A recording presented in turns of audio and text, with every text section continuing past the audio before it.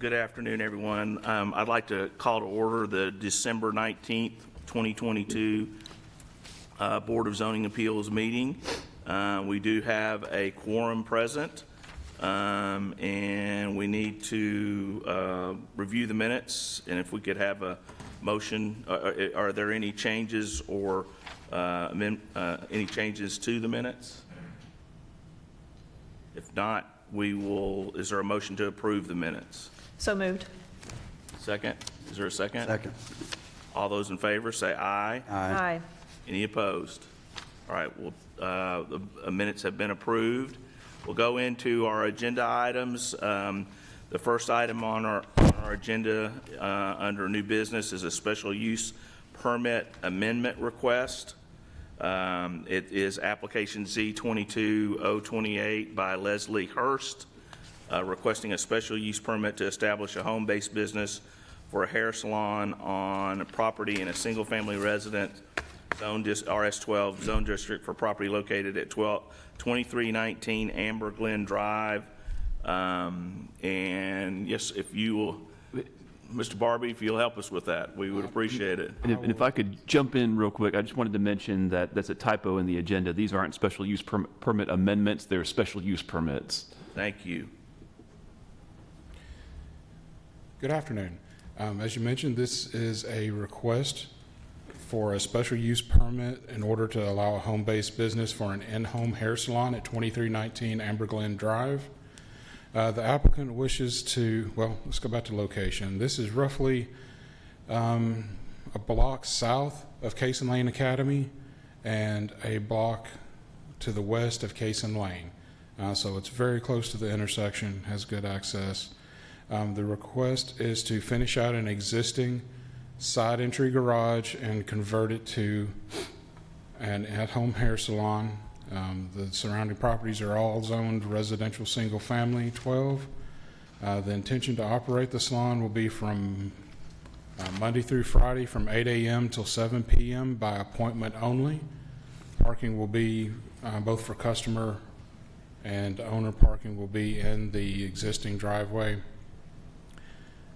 And the salon will utilize only normal standard equipment. There's nothing that should be creating sound that would extend across the property lines and disturb the neighbors. Staff has reviewed both the standards of general applicability and the additional standards for this particular home occupation and find everything in good order. We do have a few recommended conditions of approval. We do recommend that all, number one, customer visits shall be by appointment only. No more than one customer at a time shall visit the home-based business. Any proposed signage shall comply with the zoning and sign ordinances and shall not exceed 3 square feet, shall be attached to the principal structure only, and shall be subject to any applicable permitting requirements. We do also recommend that the business shall be open no earlier than 8 a.m. It shall close no later than 7 p.m. It shall not operate on Saturdays or Sundays. Our last condition is that we recommend all parking will occur on site and in the existing driveway. I believe the applicant is in attendance today. Yep, applicant is in attendance today. I'm here for any questions you may have as well as the applicant. All right. Thank you. And we do have photographs of the house and of the garage in the agenda as well for your reference. Right. Here we've got the house, the driveway, garage is accessed from the side, and there's a front photo of the home as well. Is Amber Glen Drive the street that if you're looking at Cason Lane, it joins Cason Lane on the right, or no? Amber Glen is to the south of Okay. Cason Lane Academy. Let's see if I can get a map Yeah. quickly. I think Give a little better view. south of the Okay. school Okay. South of 24. and east.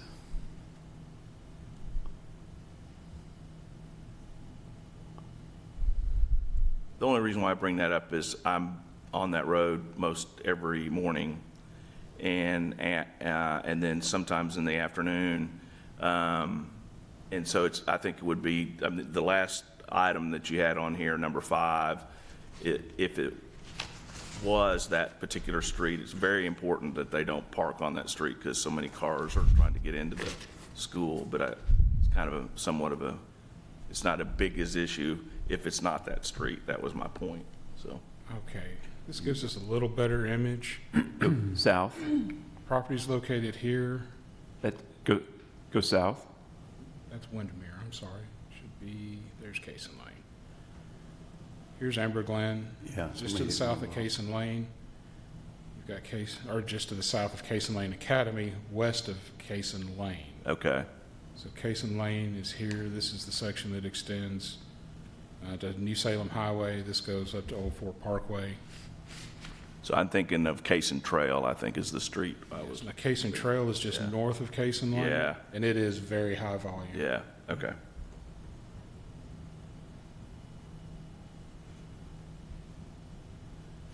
Does the applicant wish to make any remarks prior to opening up the public hearing? If you will, just give us your name, your address, if you don't mind. Leslie Hurst, 2319 Amber Glen Drive. I wanted to mention that we did extend the driveway, so it's longer, so that will accommodate more parking. And that's it. Any questions for the applicant while she's up there? All right, thank you. All right, we'll go ahead and open up the public hearing. Is there anyone here that wishes to speak for or against this application? If you will, come up to the podium and state your name and address, please. Good afternoon, ladies and gentlemen. My name is David Gregory. I'm a Christian minister and a missionary, and my house is diagonally opposite of the house that you're considering. And I'm in favor of this permit to be given to this family. And I'll tell you why, a couple different reasons. One, I just think that, in this day and age, the economy, this crazy economy that we're in, we need to give people every chance that they can to make an income. And just doing something like this in your home, to me, makes sense. If you look at the statistics nationwide, more and more businesses are happening in people's homes. And to me, I think that's just a sign of progress. The house right across from me, I don't know what they do, but I mean, they're getting deliveries all the time. And I think it's great. If it's not disturbing the peace, it's quiet, they're not breaking any laws, I'm in favor of supporting them in this.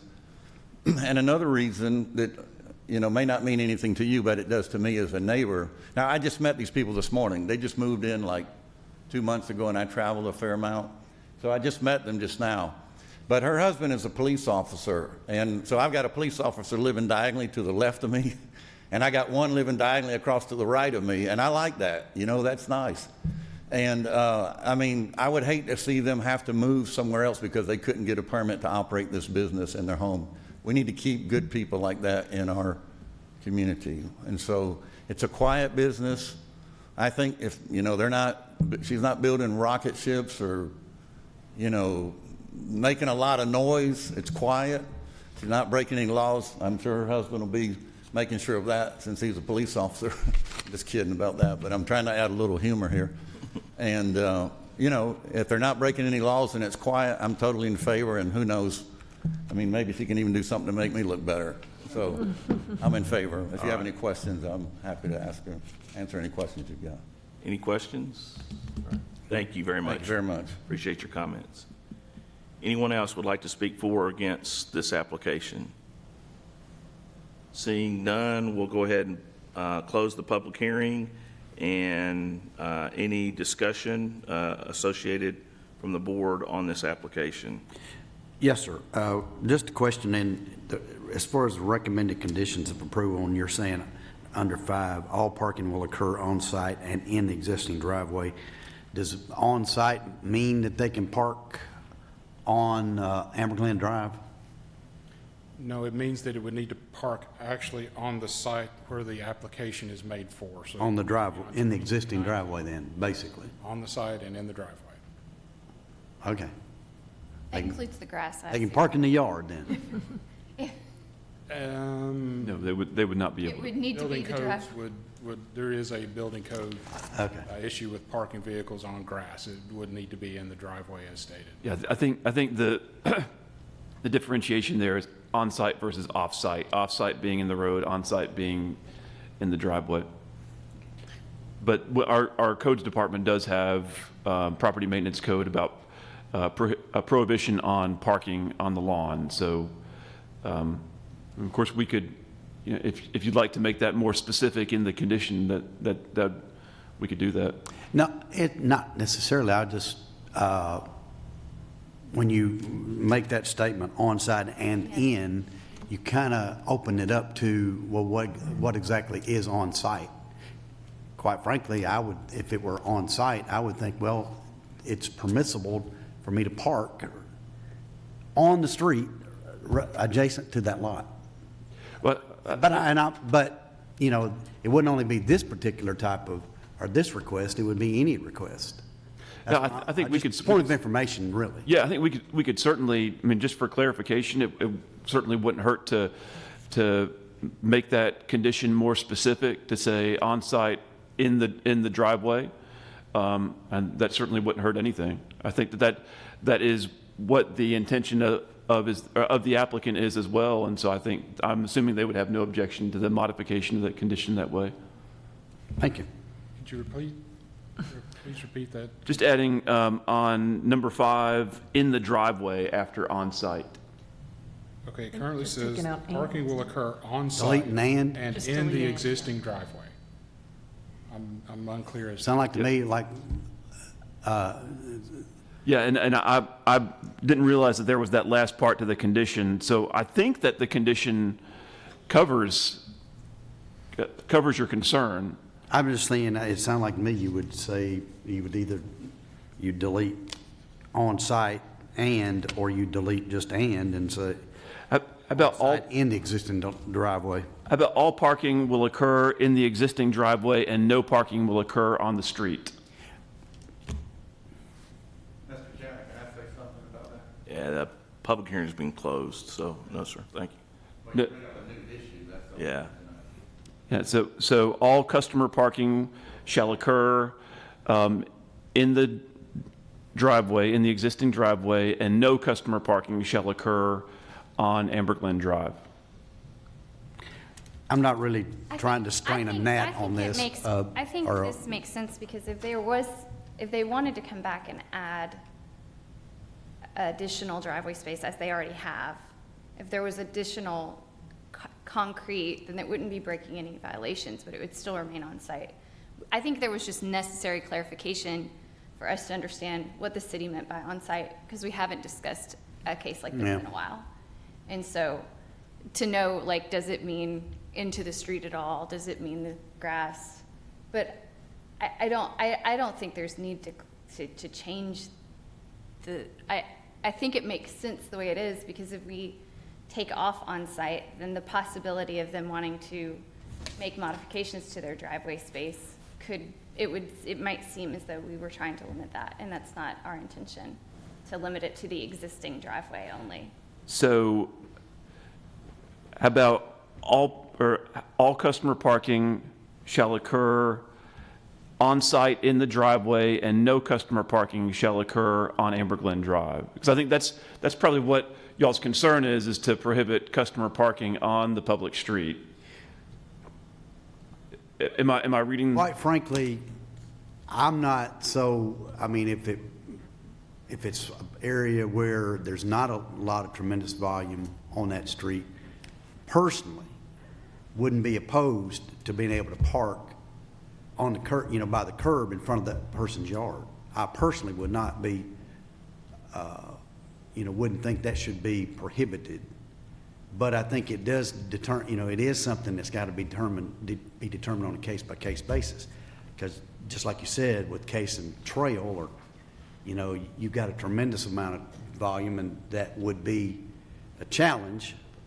That's probably not in a challenge to this one, when there's probably, 30 houses on that strip from where that begins and where it terminates into another street, and I don't know that it's a big deal.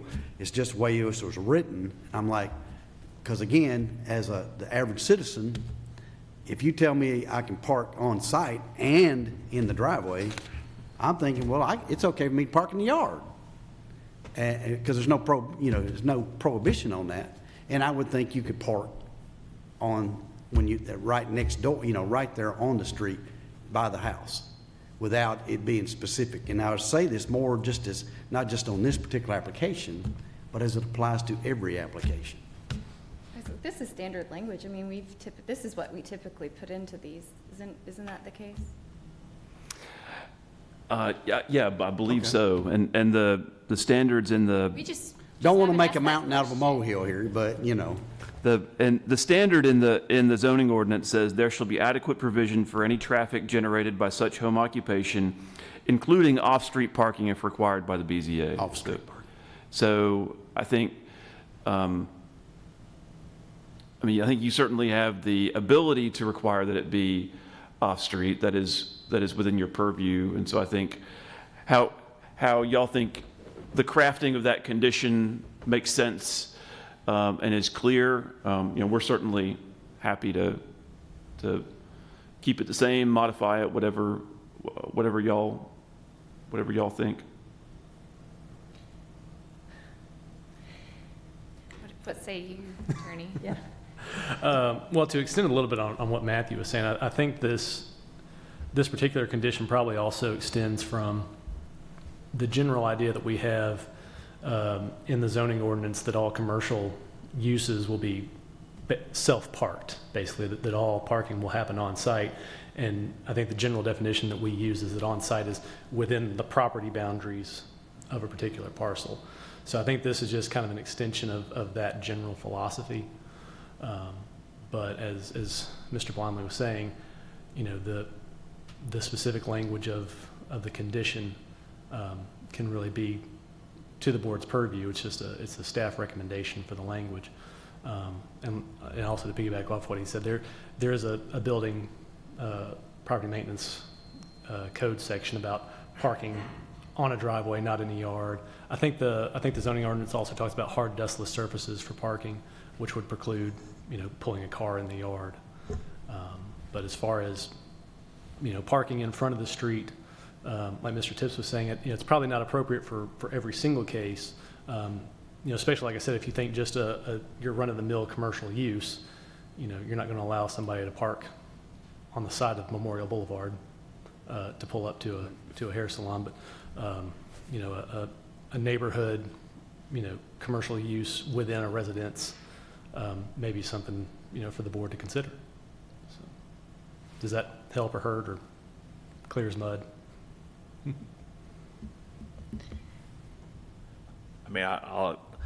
I really don't. I don't really want to open it up where we're allowing people to park on the street. So, however it needs to be worded and that's kind of the thought process that I've had ever since I've been on the Board of Zoning Appeals. That part of the approval process of being able to have an in-home business is that the applicant understands that they're not going to have folks parking in the street. So it's just an opinion. I don't have a problem with how it's worded as long as it hasn't been a problem in past cases, because I think that this is what we've used. I think it was just the way that you were looking at it today. You looked at it a little differently and want to make sure you knew what it was saying. Yeah. Yeah, like I said, I think as far as, at least from what planning and legal would consider this language to be, is that, like I said, on-site is within the property boundaries of that particular parcel, and on the existing driveway means on the hard dustless surface and not pulling into the yard. Yeah. And that, like I said, that the parking situation be self-contained for that use on that parcel. And if we wanted to take the word existing off of there, in the event that they did a modification to the driveway, then, so that we're not keeping up with what was the existing driveway at the time of the approval of the special use permit, that's certainly an option as well. I heard one of y'all mention that might have been an issue as well. All right, so I think we've talked about that. So does someone have a motion? I do. Okay, I would thank you. move that we approve this request as presented. Doesn't appear from there, from our staff, that there's any adverse effects for this addition or this business, and it's compatible with the vicinity, that they have adequate facilities, as public facilities there, and there's no damage to the area as far as natural, scenic, or historic, and complies with all our standards. And to add to that, the conditions as stated here by staff, in particular that the parking will occur on site and in the driveway. So that would be my motion. Second. All right, and before we vote, just for my clarification, a special use permit only goes with the owner, correct? Not, so it stays subsequent? Runs with the land. Okay, all right. All right. All those in favor of this motion, say aye. Aye. Any opposed? All right, your application is granted after much discussion. I apologize. The word and can mean a lot of different things. It was a good motion. I mean, it was a good conversation. As the lawyer, I always prefer clarity. Yeah. All right, we'll move on to our next special use permit. Glad to know.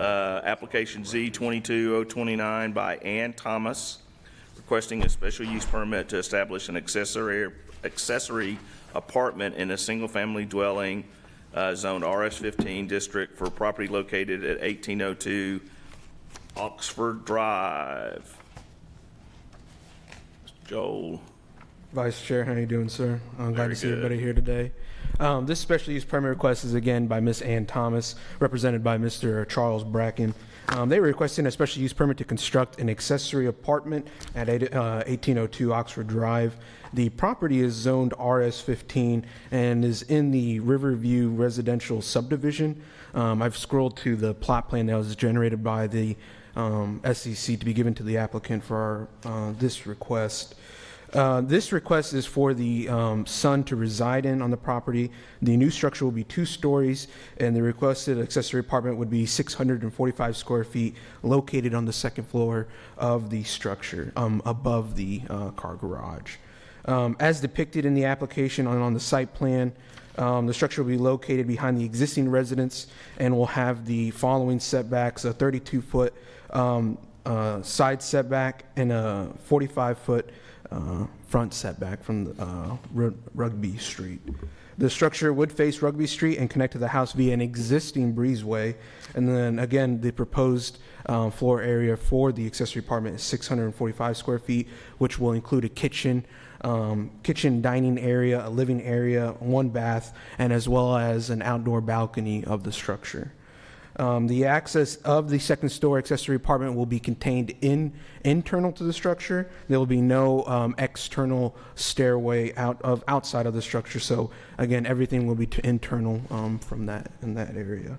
Included in our staff report, we just wanted to make sure we outline this just to make sure it's a little bit more organized in the information.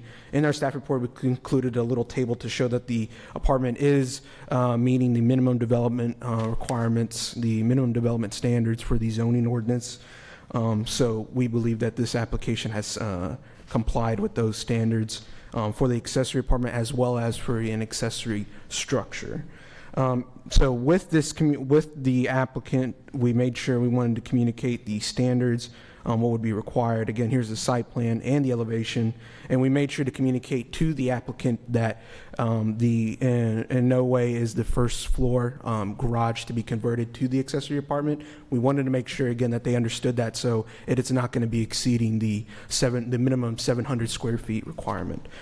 So they are aware of that. And also, again, that they made sure that the applicant shall complete the restriction of use of land document that is prepared by the city attorney. Again, the purpose of this is just to make sure that the use restriction is put in for the future, so that owners are put on notice that this is to be used for an accessory, that this accessory apartment is to be used for family members and not to be used as a rental. So we just did that with the previous the previous submittal cycle with the one on 4th Avenue. So the applicant is aware that they'll have to comply with that as well and get that document prepared.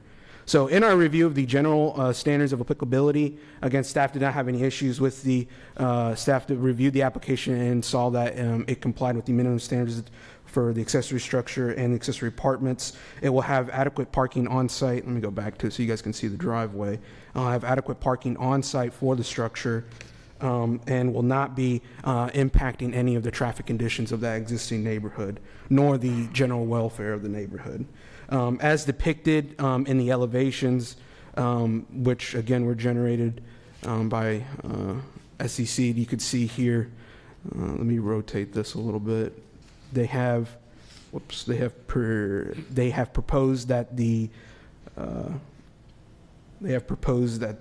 structure mimic the same design and material requirements of the house, so that it again is compatible with that existing design.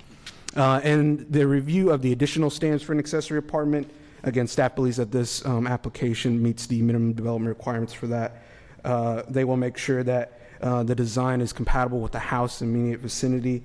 The structure will be separated 32 feet, again, from the side property line and 45 feet from the front property line, and will not exceed the 35-foot maximum height requirement. This structure is proposed to be around, as depicted on the site plan, and the elevations is proposed to be around 25 feet. Staff recommends approval of this special use permit based on the current plans meeting the minimum development standards of the zoning ordinance to allow a 645 square foot accessory apartment structure as presented in the application, and as noted above with the following conditions, with the following standards that were discussed. And that we ask that this is approved subject to the conditions per section 9 subsection on the conditions of special use, and they are discussed here. If you have any questions, I am available, and the applicant as well is here if you have any questions about the proposed accessory structure. Any questions for Joel? None. All right. Does the applicant wish to make any comments to the board? All right. With that, we'll open up a public hearing. Anybody here to speak for or against this application, please come forward. Seeing none, we'll close the public hearing. And any discussion from the board or motion?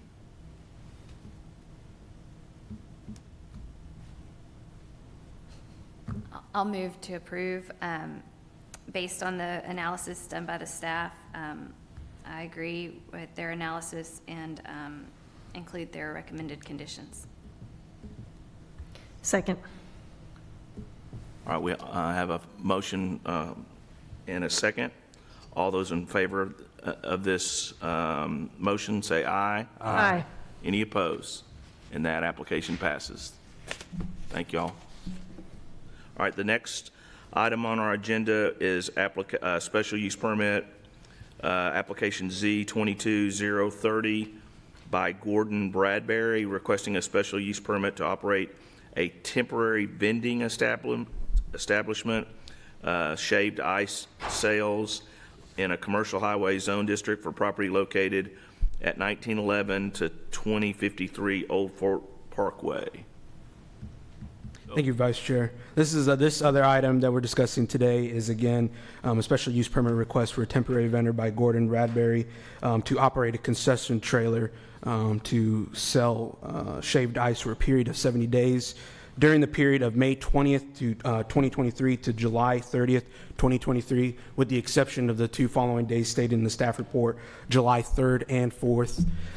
The trailer would be parked in the parking lot along the northeast property line. Let me move over to the depicted site plan that's been provided to us from the applicant and from the previous folder. You can see right here shown on the site plan that this is the general area where the concession trailer will be located. The trailer would be parked there in the northeast property line in the Murfreesboro Town Center. This is a use that has been operating for several years under a different owner. Per the standards of a special use permit, if, any of the details of the application of the special use is changed, whether it be changes to the elements, the equipment, or the ownership, they are required again to receive review and approval by the Board of Zoning Appeals. So that is why the current applicant, Mr. Bradbury, is here today to operate this business, even though, again, it has been operating for several years. Other than the ownership, staff has reviewed this application and has determined that there's no other real major proposed changes to the site. It will continue to operate with the same on-site elements, including the trailer location, the actual concession trailer, and the operating time frame. They'll still have the same trash can that will be used there, and it will also use the same traffic measures that were in place with the previous owner to make sure traffic is not impacted. Just so we can review it again, for the board's understanding of what all will be included, because it's been some while since this was actually brought. Included in the staff analysis is an overview. Again, the concession trailer is 6 feet by 14 feet. Will be, and with the location depicted again, the hour of operations will be from Monday to Thursday, 11 a.m. to 6 p.m., Friday and Saturday, 11 a.m. to 8 p.m., and Sunday, 12 p.m. to 6 p.m. The public restrooms, as told by the applicant, will be available in the Christian Publishers Outlet Store.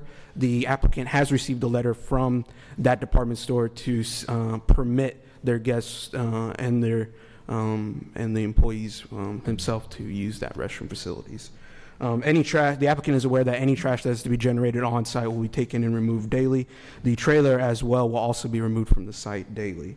Per the special use standards, he has provided a letter again demonstrating how this use will comply with those standards. In the review of the standards of general applicability, staff has found no major issues. That we believe that these standards have been met by the applicant. Again, the concession trailer will be located in an area that is not going to be impacting the general traffic and use of that town center, and that it will not be impacting any of the tenants. All the parking is kind of primarily located in front of those stores, as probably we all are aware of. It's a very large town center. It's a very large shopping center, so that traffic should not be impacted based on the numbers given to us and the time frame given to us by the applicant. In review of the additional standards for a temporary vendor, staff believes again that those standards have been met.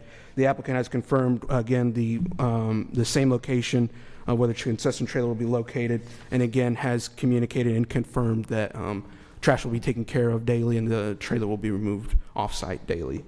Staff recommends approval of the special use permit to operate a temporary outdoor vending at the subject property, 1911 2053 Old Fort Parkway, as the evidence above is demonstrated that the vendor will comply with those standards. If approved, also that staff recommends the special use permit include the following recommended conditions of approval, as you can see right here in the staff report. I'm here for any questions if you have any, and the applicant, I believe, is here as well. Yes. All right, any questions for Joel on this application? No. Does the applicant wish to add anything to the application? No, sir. Okay. Seeing that, we'll open up the public hearing. Anyone here to speak for or against this application? Seeing no one, we'll close the public hearing. Any discussion or motion associated with this application? I'll move to approve, since my children love this place. So I'm glad that somebody scooped it up. I'll move to approve, subject to the comments made by staff. Or recommendations made by staff, I should clarify. All right, we have a motion and a second. All those in favor say aye. Aye. Any opposed? And that application passes. Do we have any other staff reports or other business? I did just want to give you all a heads up. We are expecting at least a couple of applications next month, so I do anticipate we'll have a meeting next month. And if any of you need us to resend the 2023 calendar, let us know, and it's also posted on our website. But we do expect to meet next month. And other than that, just hope all of y'all have a very happy holiday season. And have we all met our continuing ed? No, not me. Almost everybody. Okay. I'm not naming it, I'm not naming any names. Okay, though. all right. I just met mine Saturday, so, all right, with that, we are adjourned.